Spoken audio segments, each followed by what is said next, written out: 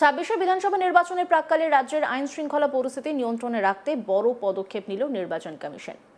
প্রথম দফার ভোটের আগেই দাগি আসামিদের একটি বিস্তারিত তালিকা প্রকাশ করেছে কমিশন, যা ২৯৪টি বিধানসভা কেন্দ্রভিত্তিকভাবে প্রস্তুত করা হয়েছে। উদ্দেশ্য একটাই, শান্তিপূর্ণ ও নিরপেক্ষ ভোট নিশ্চিত করা। কমিশন সূত্রে জানা যাচ্ছে, তালিকাভুক্ত ব্যক্তিদের বিরুদ্ধে আগাম করা ব্যবস্থা নেওয়া হতে পারে। প্রয়োজন অনুযায়ী তাদের গ্রেপ্তার করা বা হাউস অ্যারেস্টে রাখা হতে পারে, যাতে ভোটের সময় কোনো রকম অশান্তি বা প্রভাব খাটানোর ঘটনা না ঘটে। তালিকায় রয়েছেন একাধিক প্রভাবশালী নেতা, বর্তমান ও প্রাক্তন বিধায়ক, এমনকি কিছু মন্ত্রী ও স্থানীয় স্তরের কাউন্সিলররাও। এই পদক্ষেপ স্পষ্টভাবে ইঙ্গিত দিচ্ছে যে আসন্ন নির্বাচনকে কেন্দ্র করে কোনো ঝুঁকি নিতে নারাজ কমিশন। অতীতে ভোট চলাকালীন অশান্তির অভিযোগ সামনে আসায় এবার আগেভাগেই কঠোর অবস্থান নেওয়া হয়েছে। বিধানসভা ভিত্তিক এই তালিকা প্রকাশ করে কমিশন প্রশাসনকে আরও সক্রিয় ও সতর্ক থাকার বার্তা দিয়েছে।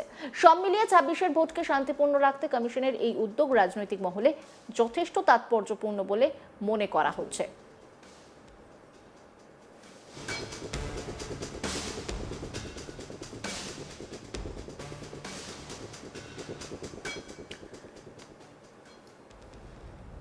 নির্বাচনের নির্ঘণ্ট একেবারে দোরগোড়ায়।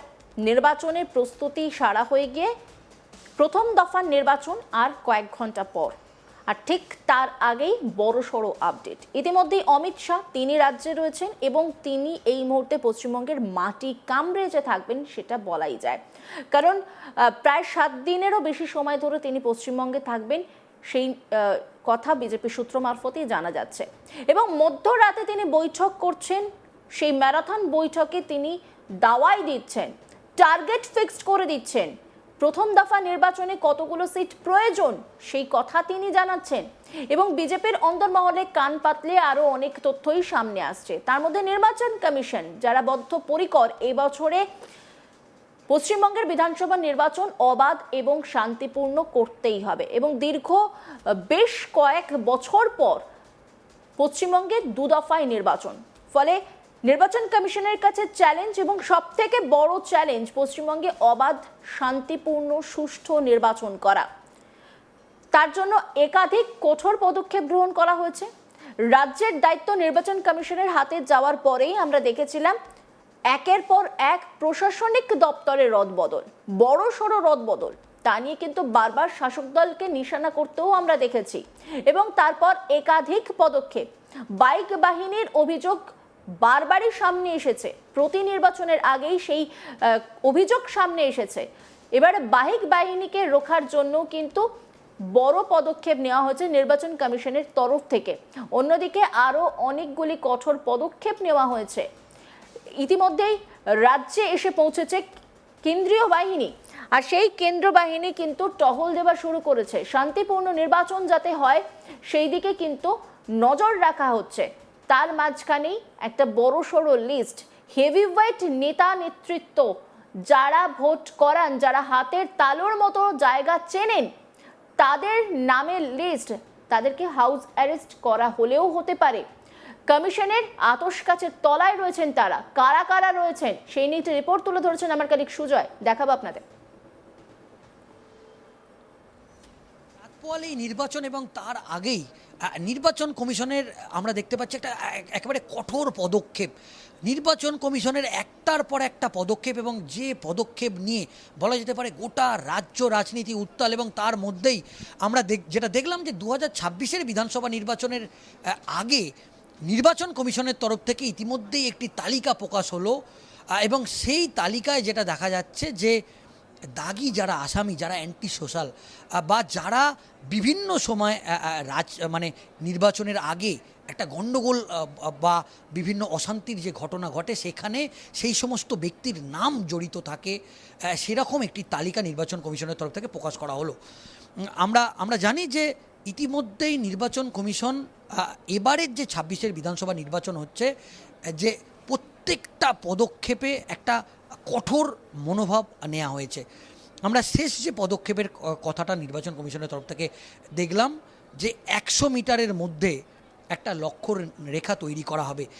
যে কোনো বুথেই যে কোনো ভোটার তারা যখন ভোট দিতে যাবে 3বার তাদের ভোটার আইডেন্টি কার্ড বা এপিক কার্ড প্রাথমিকভাবে তাদেরকে চেক করা হবে এবং তারপরই সেই ভোটারকে ভেতরে প্রবেশ করতে আসবে। এবং আমরা দেখছি যে এবারই প্রথম নজিরবিহীন কেন্দ্রীয় বাহিনী যেরকমভাবে মোতায়েন করা হয়েছে, একেবারে 2000-এর বেশি বলা যেতে পারে কিউআরটি টিম নির্বাচন কমিশনের তরফ থেকে ইতিমধ্যেই এ রাজ্যে এসে পৌঁছেছে এবং এই কিউআরটি টিমে একেবারে অত্যাধুনিক এআই প্রযুক্তির মাধ্যমে একটি গুগল ম্যাপ তাদেরকে দেওয়া হবে, যে বুথে যখন গণ্ডগোল হবে সেখানেই কিন্তু দ্রুত পৌঁছে যাবে এই কুইক রেসপন্স টিম। অন্যদিকে আমরা দেখলাম যে নির্বাচন কমিশন এবং মুখ্যমন্ত্রী মমতা বন্দ্যোপাধ্যায় বা তৃণমূল কংগ্রেসের পক্ষ থেকে একটা আশঙ্কা প্রকাশ করা হয়েছিল এবং তিনি মমতা বন্দ্যোপাধ্যায় নিজে নির্বাচনী সভায় তিনি আশঙ্কা করেছেন যে নির্বাচন কমিশন ভোটের আগে তাদের কর্মী সমর্থকদের গ্রেপ্তার করতে পারে। এবং আমরা দেখলাম যে হাইকোর্টে কল্যাণ ব্যানার্জি তৃণমূল কংগ্রেসের সাংসদ তিনি হাইকোর্টে পৌঁছে যান এবং হাইকোর্টে পৌঁছে গিয়ে তিনি একটি 400 জনের একটি তৃণমূল কংগ্রেসের তালিকা সেখানে প্রকাশ করে এবং সেই তালিকা প্রকাশের পর এটাও আমরা দেখলাম যে তারা আশঙ্কা প্রকাশ করে যে তাদের কর্মী সমর্থকদের গ্রেপ্তার করতে পারে নির্বাচন কমিশন। তাই 26-এর বিধানসভা নির্বাচন যত এগিয়ে আসছে এ রাজ্যের একেবারে শাসক দল এবং বিরোধী দল দুই যুযুধান পক্ষ তারা একেবারে সম্মুখ সমরে চলে আসছে। মুখ্যমন্ত্রী মমতা বন্দ্যোপাধ্যায়ের পক্ষ থেকে স্পেসিফিকভাবে অভিযোগ করা হচ্ছে যে নির্বাচন কমিশন বিজেপির কথায় কাজ করছে এবং জ্ঞানেশ কুমারকে কটাক্ষ করে তিনি ভ্যানিশ কুমার বলেও কটাক্ষ করতে শোনা গিয়েছে। কিন্তু 26-এর বিধানসভা নির্বাচনে এই রকম একটা কঠোর পদক্ষেপ আমরা দেখেছি যে জ্ঞানেশ কুমার তিনি যখন কলকাতায় এসেছিলেন, কলকাতাতে তিনি একটি 5 তারা হোটেলে তিনি একটি সাংবাদিক বৈঠক করেছিলেন এবং সেই সাংবাদিক বৈঠক করে একেবারে স্পষ্ট করে বলেছিলেন যে পশ্চিমবঙ্গে অবাধ এবং শান্তিপূর্ণ নির্বাচন করা যেটা কমিশনের কাছে একটা কঠিন চ্যালেঞ্জ। এবং সিও মনোজ আগরওয়াল তিনি একবার না একাধিকবার মন্তব্য করেছেন যে বিহার বা অন্যান্য রাজ্যের ভৌগোলিক অবস্থার সঙ্গে পশ্চিমবঙ্গের ভৌগোলিক অবস্থা কিন্তু সম্পূর্ণ আলাদা।